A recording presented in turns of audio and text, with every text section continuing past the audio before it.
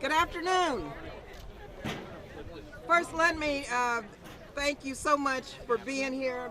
I want to thank all of our members, all of our allied groups. I want to thank the Center for American Progress for its vigilance during these very trying times. Also,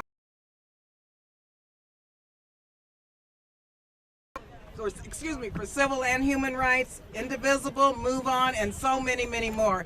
This is the heart and soul of the resistance movement, so thank you so much for being here. Let me just say a couple of things before our members speak. First, I have to say that the Hands Off campaign could not come at a more critical time. Budgets are moral documents. They spell out the principles and priorities and values of a nation.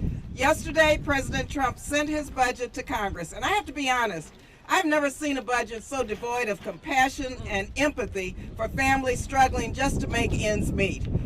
Now, as a candidate, President Trump promised to make life better for working and middle-class Americans.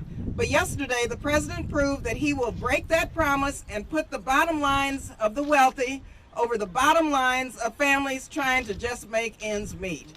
The president wants to make life better for the wealthy by slashing job training programs, cutting Meals on Wheels, cutting infrastructure funding, and decreasing health research. My heart really goes out to Americans trying to get who are struggling trying to get by and who place their trust in this president. The president promised not to touch Social Security or gut benefits for people with disabilities. When you look at the budget, he zeroed out, eliminated Special Olympics for our disabled children, eliminated that program. This budget breaks all of his promises. The president promised to bring jobs back to the forgotten and to support job training programs. The budget breaks that promise. The president promised to provide assistance for education to low-income families. This budget breaks that promise. It destroys lives, really, and it cripples our economy and makes our nation less safe. But really, who can be surprised? And I have to always remind you that Steve Bannon, who probably was one of the architects of this budget, and of course we know this Trump agenda, he stated that his ultimate goal was deconstruction of the administrative state. Well, that's exactly what we are seeing here, an administration determined to render government inoperable. So today we've come to send a message loud and clear to the president: keep your promises and get your hands off of our communities. Too many Americans rely on life-saving coverage from Medicaid. Hands off. Too many Americans use SNAP benefits to make ends meet, and we're saying hands off. Hands off.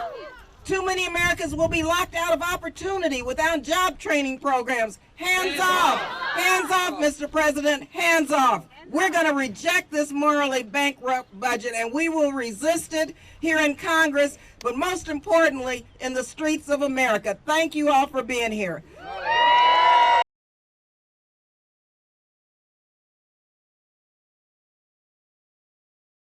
Has really looked at this budget and has said it, called it for what it is.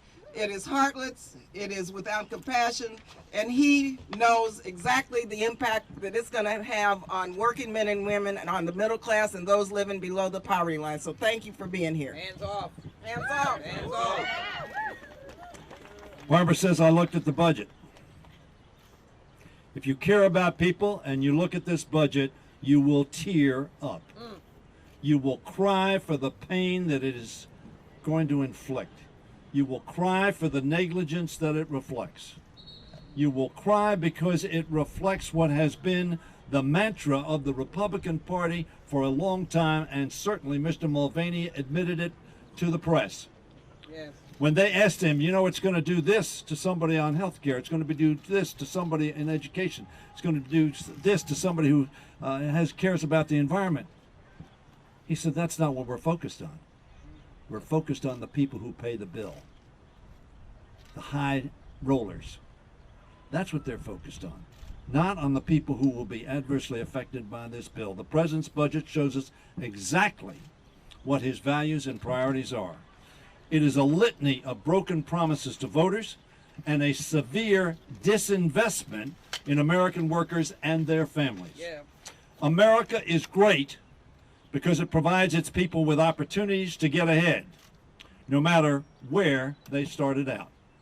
This budget will make it harder to send your kids to college, harder to access job training to get ahead, harder for seniors to access Meals on Wheels. As a matter of fact, there will be no Meals on Wheels. Harder for low-income families to stave off hunger with the help of nutritional assistance programs. President Trump's budget cuts Medicaid, largely used by senior middle-class families. Right. Yes, there are people Right. who don't have resources and need Medicaid, but you go to a nursing home and you ask them how they're paying for that nursing home, and they will tell you Medicaid. 1.4 trillion slashed from that program. Another slashes funding for the Social Security disability insurance. You know, during the campaign, unforgivably, this president mocked a reporter with a disability. And now what he says to the disabled, not only am I going to mock you, but I am not going to cover you under Social Security disability insurance. How sad it is. This budget is built atop a foundation of massive tax cuts for the wealthiest in America, and the discredited mantra that these tax cuts will pay for themselves. Mr. President, we've been there. Yeah.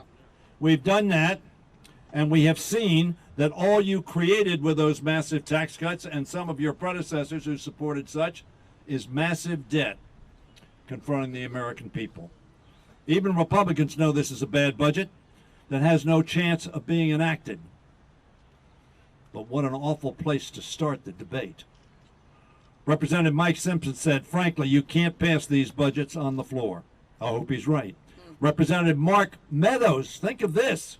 Mark Meadows, the president of the Freedom Caucus, said this: Meals on Wheels, even for some of us who are considered to be fiscal hawks, may be a bridge too far. My, not feeding people who need food. That should be a bridge to everyone who needs it. I want to thank Chairwoman Barbara Lee and the Democratic Whip Task Force on Poverty, Income Inequality, and Opportunity for organizing this press conference and leading the charge against these dangerous Trump budget policies.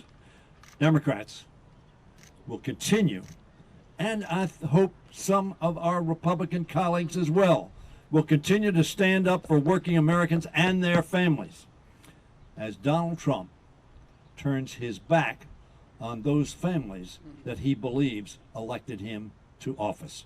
How sad. Hands off. Republican Hands off. Hands off. Republican mantra is you're on your own. Our mantra as a country, as a party, as a people ought to be, we are in this together. We are in this together. We are in this together. Our faiths teach us that principle, and we ought to follow it in our public policy. Let us fight to see that that happens. Thank you very much. Now I want to introduce the gentleman who is the ranking member on the Budget Committee, who will be out front demanding a fair budget and will be leading the fight for us to redeem America's values as we consider the budget resolution in the coming weeks. John Yarmuth of Kentucky. Thank you, Stenny. Thank you, Barbara, for putting this together. Appreciate this very much. Thanks to all of our advocates who are here to help us convey the message that this budget is a direct slap in the face to millions and millions of Americans who are struggling to get ahead, struggling to get by, struggling to build a better life for their families. You know, I've always said that government is the way we organize our responsibilities to each other. This budget is a total abdication of that responsibility. This budget says, as Stenny said, that you're on your own. Doesn't matter where, if you were born in the wrong zip code, if you were born in the wrong state, wrong city, to the wrong set of parents, you're on your own. Our society has no responsibility to you. That's not what America has ever been about. That's what Democrats are all about, is to make sure that we do recognize those responsibilities to each other. Now, what we just heard from Director Mulvaney for almost 4 hours in the Budget Committee today, and Mulvaney is a nice guy, and he definitely believes in what he says. But through the course of that testimony, it became clear, number one, that it's built on a false set of assumptions that can never play out the way they want them to. As some writer said this morning, I can say that I want to dunk a basketball, and I assume that I'm going to grow a foot and then retain the athleticism of my youth, and maybe that'll happen.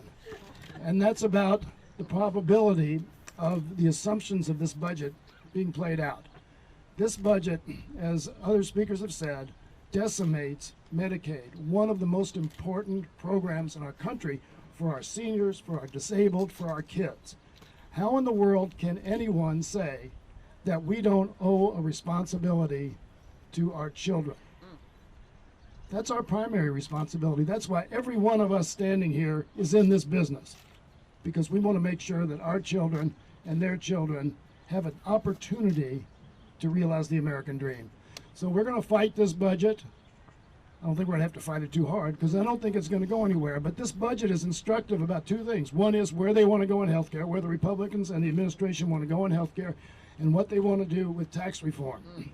And those are fights that we continue to have, we'll continue to have, and we're going to be standing up for the notion that in America, we do have a responsibility to each other. That's what government is for, and we're going to fight to make sure that the government does the best job possible.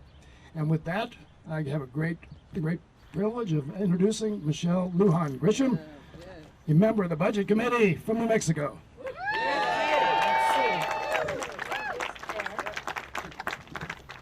Thank you very much, John. I really appreciate it. So you're going to hear certainly a similar theme. So here it is. This budget is a declaration that if you're not one of the top earning for-profit corporations or represent the super rich, you are not valued in this society in America. If you don't represent this very narrow group, we don't recognize a single one of your contributions. So if you were a nurse or a teacher or defended this country, if you raised a family, if you worked hard, we don't value not a single one of those contributions. And I think about the logic here, about trickle-down economics, which I want to remind folks here. I'm living in a state that is doing exactly what this budget proposes. And now we are either the worst or we're in the grouping of 4, 5, the 3 of the worst states in the country for unemployment, for job growth, for health outcomes, for drug overdose, for having teacher vacancies, for having graduation rates, for supporting kids to go to college, for worker training. We can't get any workers trained because we have just basically abandoned any of those investments. And it reminds me, the logic here, as I listen to Director Mulvaney and I listen to the White House talk about this budget, about how, listen, you don't want to fund things like Senior Olympics, because guess what? At the end of those local events, and at the end of that state competition, and at the end of those national competitions, you know what? Not one of those young people will have had their disability cured. When was that the test? What about the test should be the quality of life, what that says about our society, or the fact that, in fact, it does save healthcare money. It provides opportunity. It, in and of itself, is training for a future for these young people and these families who are working to provide as many of the same benefits, right? Equality.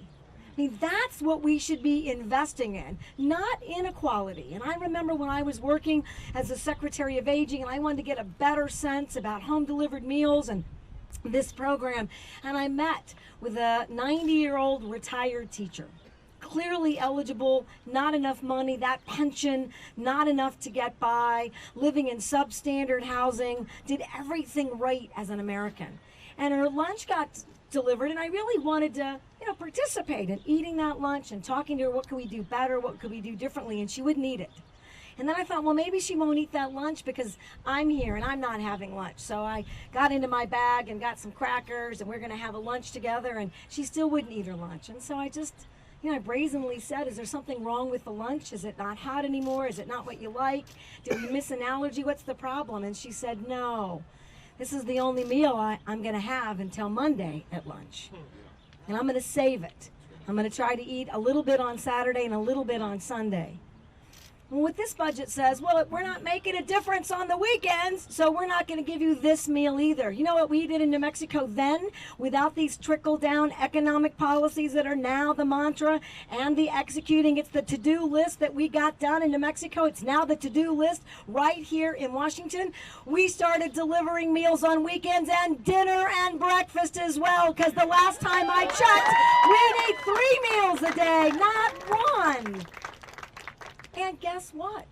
If her nutritional standards are met, she's not in the hospital. If we're spending Medicaid, rural hospitals and healthcare clinics stay afloat. We spend less. Let's make the investments that are equal, fair, compassionate, and will create an economy that all of us will have in the future, not just some of us.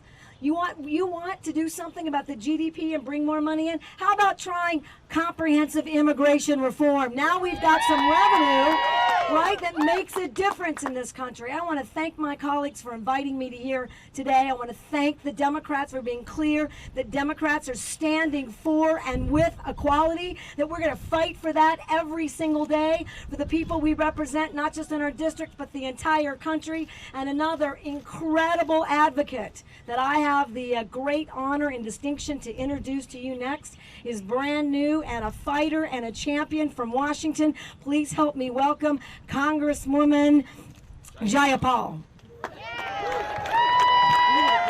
Thank you so much, Representative Lujan Grisham. That was incredible. Takes us right to the heart of what this budget is and is not about. And I want to thank my friend, our fearless champion, Barbara Lee, and all of the groups that are here for putting on this press conference, because this is just the beginning of the fight. And as Ranking Member John Yarmuth said today in Budget Committee, it was really stunning to listen to the 4 hours that we had and to hear Director Mulvaney talk about the fact that this budget is actually Trumponomics. That was the word he used. And I said, does that mean we're all going to go into bankruptcy and we're not going to be able to pay for anything, but you're going to end up getting rich? Because that's what Trumponomics has meant so far. Now, we've had a lot of promises from this president on the campaign trail about how he was going to drain the swamp, about how he was going to invest in jobs and infrastructure. But if you look at this budget, what it is just cruel. It's cruel. It's a betrayal of working people and working families from all walks of life, red and blue states, rural and urban, are going to feel the impacts of this budget every day. Now, you've already heard about the Medicaid cuts, $1.5 trillion in cuts to Medicaid, combined with the health care bill that they passed last month. That is a 50% cut to Medicaid, a program that serves 74 million Americans. So we're talking about tens of millions of people who are going to be out of that. And as Steny said, this is a program that benefits the most vulnerable, including our seniors and our nursing homes. But how about the $1.2 billion cut to the Centers for Disease Control, the billions of dollars that are going to be cut from NIH? This is about disease prevention. It's about making sure that we can actually respond to illness. And actually, Representative Cole from across the aisle raised that very cut as a cut that is just simply not smart. A $1 billion cut to housing assistance. And far from helping those who have lost jobs, this budget actually cuts job training programs by 65%. And so what we're looking at is a doubling down, in addition to those cuts, of misguided investments. How about the $1.5 billion that he wants to put into a wall? We say no wall, hands off, let's pass immigration reform. Let's not invest $1.5 billion into a wall to nowhere. Let's instead put that money into bridges and roads and drinking water for communities across this country. So who does this budget serve? Because that's the last thing we got to ask ourselves. What are we cutting all this money for, and who's getting all of this money? Because you know there's a $2 trillion mistake in the budget, right? Director Mulvaney actually said to the press today that yes, there is a $2 trillion mistake. We counted this $2 trillion twice. And he said, but that's okay because we probably underestimated on some other things. That's not the way you put together a budget. But who does benefit from this budget? Who benefits from the budget is the $1 trillion in tax cuts. 50% of those tax cuts are going to go to the top 1% in this country. 75% of those tax cuts are going to go to the top 20% in this country. And working families across this country are going to see their lives destroyed. So what we know is this very simple fact. We're in it together, as was said before, but it's another principle that we're all better off when we're all better off. How many times do we have to say something that is so simple? So thank you to everyone that's here today. Let's continue to say, hands off these programs that matter so much to us. Let's go out there and fight for what we really know to work, which is an investment in jobs, in infrastructure, in education, in healthcare. That's what's going to grow our economy, and that's where our budget should be. Thank you.